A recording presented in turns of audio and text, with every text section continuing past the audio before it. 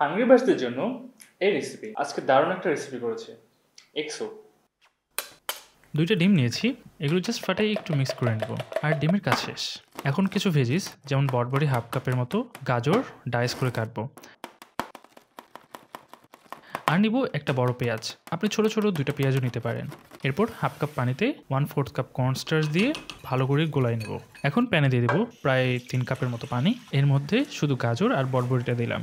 এখন 5 থেকে 7 মিনিট সেদ্ধ করুন। এরপর দিন ডিমটা, ঠিক আমি যেভাবে দিচ্ছি। এবার ভালো করে মিক্স করে দিন।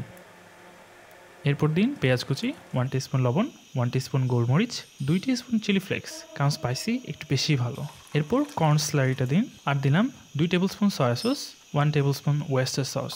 ব্যাস কিছুক্ষণ মিক্স করে নামিয়ে নিন। আচ্ছা, আমি তো ভুলেই গিয়েছিলাম যে আমার স্যুপ স্পুন নেই। তো আর কি, ডাইরেক্ট খেয়ে ফেললাম। বিসমিল্লাহ। ওয়াও, স্যুপটা কিন্তু একটু স্পাইসি অ্যান্ড হেলদি। অবশ্যই ট্রাই করবেন and let me no. Please follow and must try.